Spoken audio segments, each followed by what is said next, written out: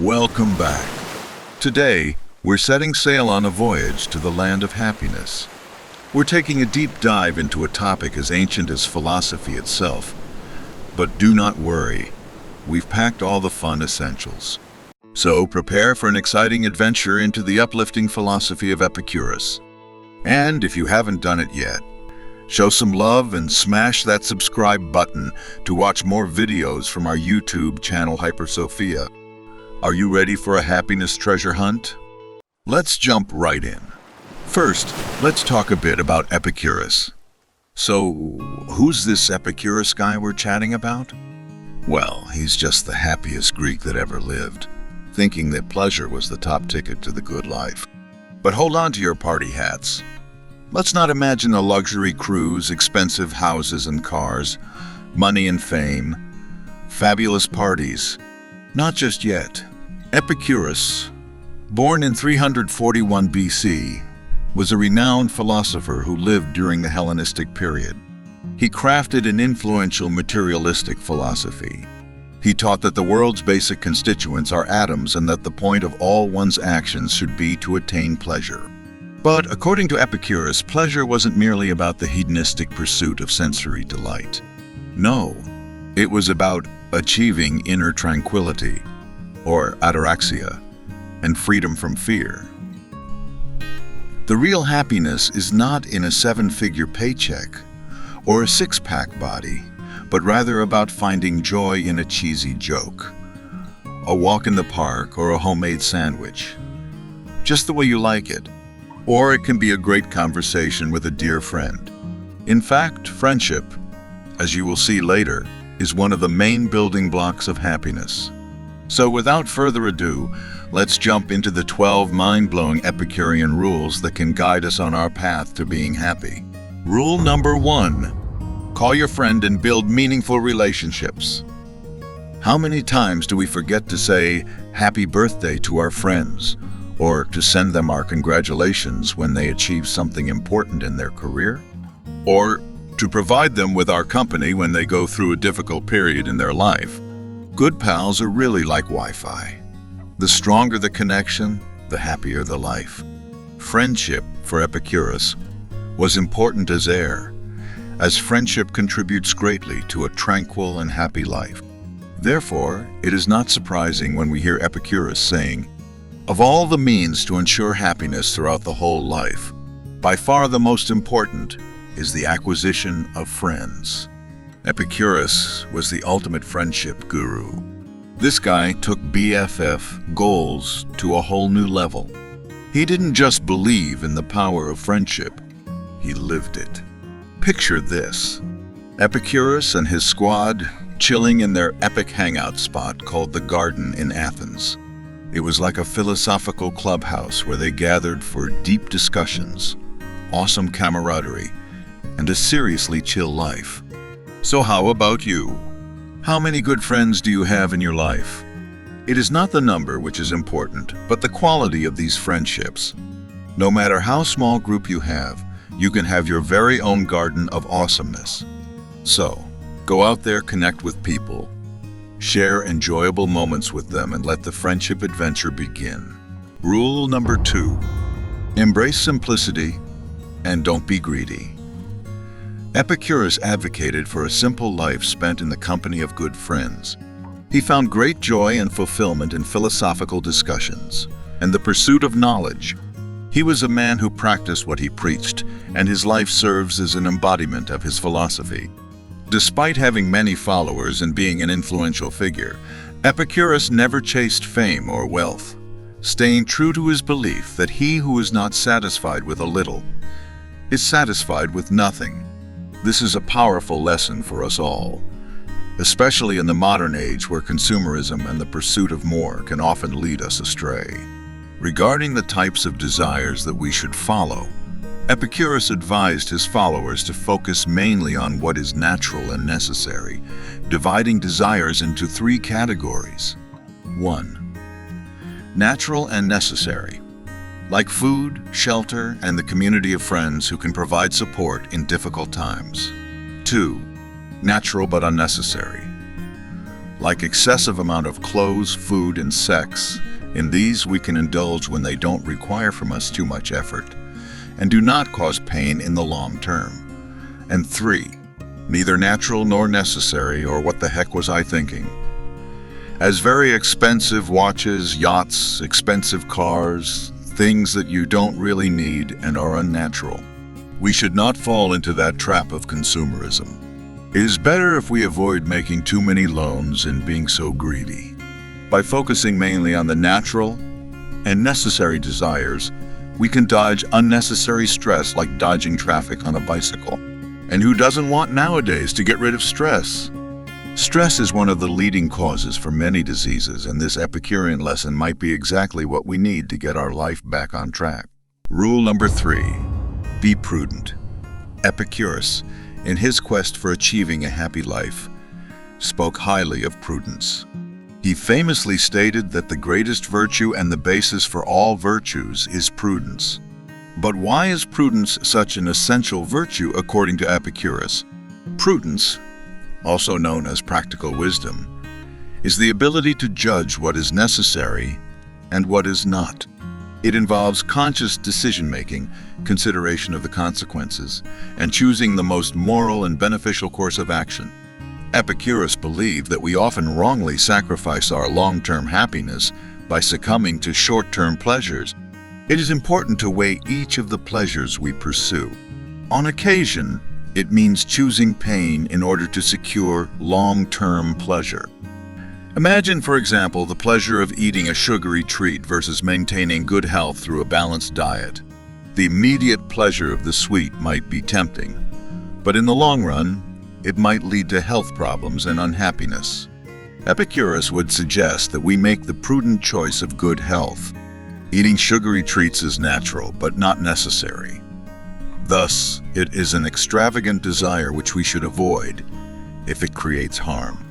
And as we already know, excess sugar is very detrimental to our health and should be consumed in very small amounts.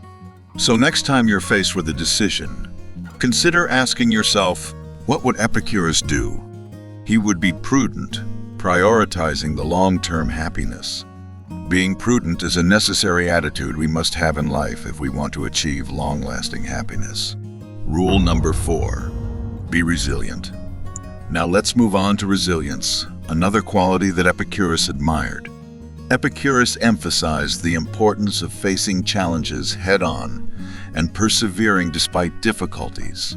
It has been shown by several studies that resilience positively influences satisfaction, engagement, and overall well-being, and can lower depression levels. Epicurus himself was not a stranger to adversity. He fought many battles, and he was always looking for ways to keep himself free from disturbances, finding ways to keep himself happy both physically and mentally, taking responsibility for his own happiness. Epicurus remained true to his philosophy, never hesitant in his belief in knowledge, virtue, and friendship as the roads to happiness. An interesting story from Epicurus' life that showcases his resilience involves his own death. Epicurus suffered from kidney stones, a painful disease that ultimately took his life.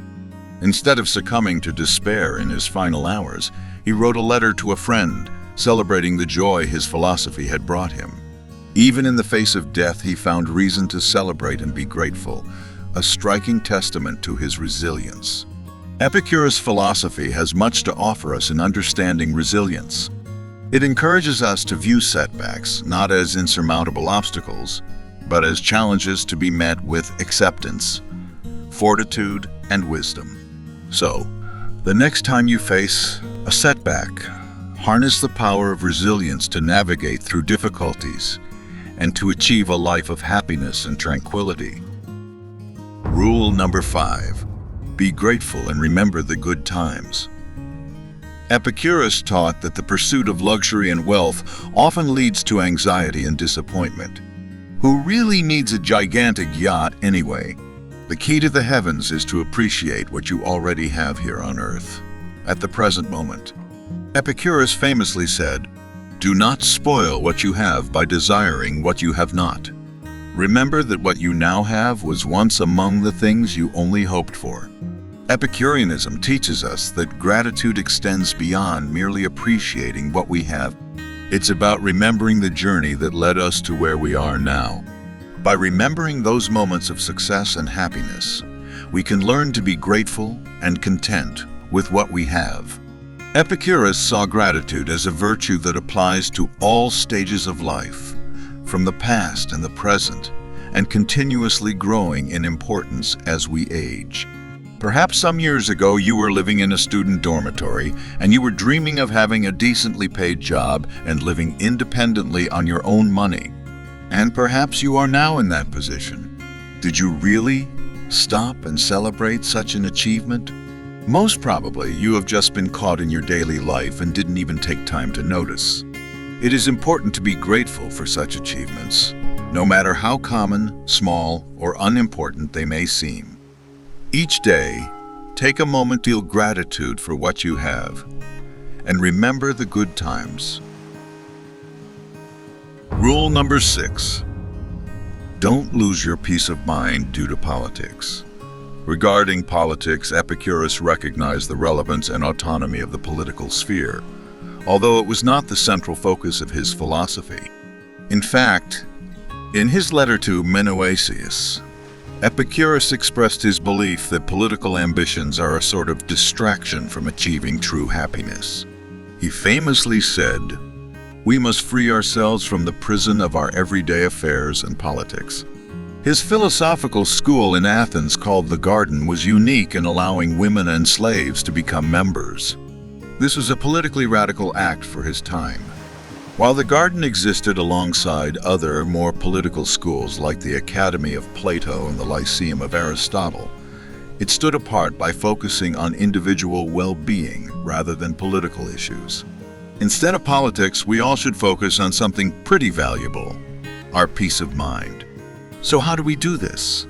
First, mindfulness techniques, physical activities, or even hobbies can be excellent ways to maintain inner tranquility. We need to take more breaks, to step away from the 24/7 news cycle. Continuously watching debates and scandals can be mentally exhausting. The next time you're tempted to go on a Twitter rant or engage in a heated family discussion about politics, step back and think critically. Are the words you want to say are right based on evidence? Or are they just emotionally driven? We should be careful to not let politics ruin relationships. If your politics are causing a conflict with your loved ones, it might be time to reassess your priorities. Rule number 7. Don't be obsessed with romance and sex. Epicurean philosophy is one that challenges the norms regarding what our society tells us to prioritize. For example, it is fascinating the way he thought we shouldn't give too much importance to romance and sex. He said, "Follow your inclinations as you will, provided only that you neither violate the laws, disturb well-established customs, harm any one of your neighbors, injure your own body, nor waste your possessions." Epicurus emphasized that we should indulge in these kinds of pleasures such as romance and sex only when we don't cause pain to others and to ourselves and we don't violate the norms. For example, when it comes to monogamous relationships, we should not cheat on our partner or steal someone else's partner. Also, his view was that the desire for sex is natural but not necessary for happiness. Hence, his philosophy encourages moderation in these aspects of life to attain a state of mental tranquility known as ataraxia. As for romantic relationships, Epicurus observed that happiness and love, let alone marriage, almost never go together due to jealousy, unfaithfulness, misunderstanding, and bitterness. Considering that about 50% of marriages end in divorce in the Western world, he might have a point. A big percentage of romantic relationships create stress, anxiety, and make us overlook other important aspects of well-being. So, should you ditch romance and sex altogether? Of course not. But don't place them at the very center of your happiness universe. Work on your emotional intelligence, not just on your Tinder profile. The better you can understand yourself and others, the more fulfilling your relationships will be, romantic or otherwise. It is safer for your well-being to focus on the friendship aspects of a relationship. Your partner must be your friend first of all, someone who you can trust and feel safe with. Another thing is that you should not put all your happiness eggs in the relationship basket. Find joy in your work, hobbies, and personal growth. Expand your horizons, and you might find that happiness is a lot closer than you think. Rule number 8. Care for those in need and do the right thing. Epicurus founded the Garden, a school in Athens where both men and women, and even slaves, were welcomed, demonstrating a level of social inclusiveness rare for his time. The importance of friendship in Epicurean philosophy implies a form of social responsibility. Epicurus saw friendship as an indispensable value towards one's true happiness, which indirectly encourages the care for others. Doing the right thing isn't about ticking off a moral checklist. It's about recognizing that our actions towards others reflect on us and our happiness. According to biologists from Darwin to Wilson, cooperation has been more important than competition in humanity's evolutionary success. We often have more power to do good than we think, and we should help our friends and family not as a duty, but as a path to our own well-being. This help does not need to be limited to assure the survival of others, giving help with food and shelter, but can take many forms, from physical, like helping a friend move to another apartment, to intellectual forms, like having pleasant and useful conversations with your friends or helping your nephews with some difficult school assignments. According to Epicurus, doing the right thing and caring for those in need is tied to our very happiness and peace of mind. Let's take this ancient wisdom and apply it today for a richer, more meaningful life. Rule number 9. Know when and how to be frank. Our relationships with others play a pivotal role in achieving a state of ataraxia, a serene and undisturbed mind. And being frank for the sake of showing off or asserting dominance is a no-go. However, being genuine to promote understanding, happiness, and to reduce disturbances in our lives and the lives of others, that's an Epicurean-approved move. The ancient philosopher Philosopher, one of the most notorious followers of Epicurus, believed that flatterers are false friends. He said, "Let us avoid as vain the company of adulators, and still more, let us not mix with them, but seek cohabitation with those who speak candidly." In the same way, we should not be flatterers for others. Measure your words. Be honest and don't exaggerate. Don't give free compliments out of nowhere just to get something from your friends. True friends value parrhesia, which is a Greek word that means free speech. Parrhesia is the ability to speak openly and honestly, even if it's not what the other person wants to hear. Another important thing from the philosophy of Epicurus regarding this topic is to remind ourselves that living honorably, wisely, and justly is essential to a pleasant life. So when we talk to a friend, we must make sure our words are honorable, wise, and just. In real life, let's consider a situation where a friend is consistently making poor financial decisions, leading to debt and stress. You can address your friend's behavior with honesty and without being too harsh on him.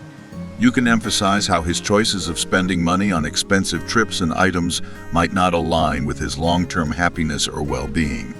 A frank conversation could help him reflect on his desires and decisions, bringing him closer to a state of true happiness and peace as understood in the Epicurean sense. Rule number 10. Learn basic science and avoid superstitions. Epicurus championed a life of happiness, rationality, and simplicity. By embracing science, we can demystify the world around us. It helps clear our mind from unfounded fears and anxieties.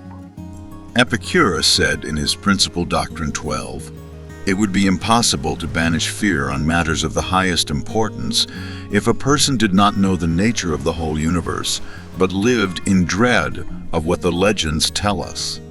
Hence, without the study of nature, there was no enjoyment of unmixed pleasures. Epicurus made a notable contribution to early science with his endorsement of the atomic theory, that everything in the universe is made up of tiny, indivisible particles called atoms. By understanding the fundamental laws of nature, we empower ourselves to navigate the world more effectively, and the amazing technological achievements of today that help us ease our lives are the greatest proof of why science is important. On the other side of the coin, we have superstitions. Did you ever avoid walking under a ladder or feel uneasy about the number 13? Such beliefs, often rooted in ancient traditions, might give a fleeting sense of control, especially in times of uncertainty. But they can also restrict our actions and thoughts, binding us to irrational fears. Did you know that many buildings still avoid having a 13th floor? Simply due to an old superstition. It is much better to live a life following your critical reasoning faculties rather than your fears and superstitions. Think about it. Understanding why the earth revolves around the sun can free us from fearing celestial events as bad omens. Or knowing about germs can guide us in hygiene practices rather than attributing illnesses to curses. When faced with the shadows of superstition, remember Epicurus's philosophy grounded in reason. Rule number 11. Be pious. Epicurus managed to create an entire community of friends and family in his garden, where one can sense an atmosphere of piety. The biographer Diogenes Laertius cited Epicurus's own character and filial piety in the form of gratitude. His gratitude to his parents, his generosity to his brothers, his gentleness to his servants, and in general, his benevolence to all mankind. His piety towards the gods and his affection for his country no words can describe. As another proof of his piety, Epicurus and his companions established the custom of celebrating Ices, in honor of Metrodorus, who passed away first. Even today, Ices is an opportunity for the Epicureans around the world to create bonds with each other and express their feeling of reverence towards the founders of Epicureanism. No matter if we follow a religion or not, we need to find our own tribe, a family or a community of friends in which we can build strong relationships with others, and celebrate the good moments and provide support in the bad moments and offer our reverence to the most deserving people, symbols of moral courage and kindness. For example, starting with your own family, you can have regular meetings. Speak especially about your most deserving ancestors and celebrate their memories and try to learn moral life lessons from their lives and apply them to your own life. Making our ancestors proud could act as a motivator for personal growth, both in terms of our accomplishments and moral character. Or, if for some reasons your family cannot be your tribe, you can build or find a community of friends in which you bond and follow certain moral customs together. Rule number 12. Don't fear the reaper. Have you ever laid in bed at night wondering about the great unknown that is death?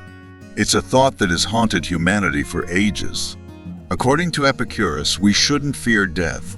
He famously said, "Death is nothing to us, since when we are, death has not come. And when death has come, we are not." What Epicurus is saying here is quite simple, yet profound. If we're alive, death isn't here. And when death does arrive, well, we won't be around to experience it. So, there's no direct experience of death for us to genuinely fear. Although Epicurus died of a painful kidney disease, he met his end with the same serenity he preached, embodying his belief in the non-terrifying nature of death. The only way we can feel our own death is indirectly, in our imagination. It is seen unwise for us to be afraid of dying because death is an inevitable part of life, and worrying about dying or losing peace about it would not alter the reality that we are mortal. Moreover, we should not worry about being remembered or not by our close family and friends after we die, because everyone dies. And after we're all dead, there won't be anyone to remember us. One should worry only about living well. A big part of our happiness is to enjoy the moment and reduce our anxieties, including the anxiety of our future death. Imagine walking in a beautiful forest. You're fully present, taking in the sights, sounds, and scents around you. Suddenly, you remember that one day, this forest might no longer exist. But does that thought take away from your present experience? Not if you focus on the moment. Stop worrying about an end that you'll never consciously encounter. Instead, immerse yourself in the now. Enjoy the journey. Learn to cherish every laughter, every challenge, and every sunset. So to be happy, remember to follow all of these 12 Epicurean rules for happiness. Living according to these rules may not always be easy, but it can lead us on a path towards a life of contentment and peace. Epicurus may have lived over 2,000 years ago, but his ideas about happiness are timeless, and they're as relevant today as they were in ancient Greece. So, why not give it a try? After all, the pursuit of happiness is a journey we're all on. Well, folks, that's all we have for today. If you like the video, don't forget to hit the like and subscribe buttons. Until next time, stay happy and keep smiling. See you soon.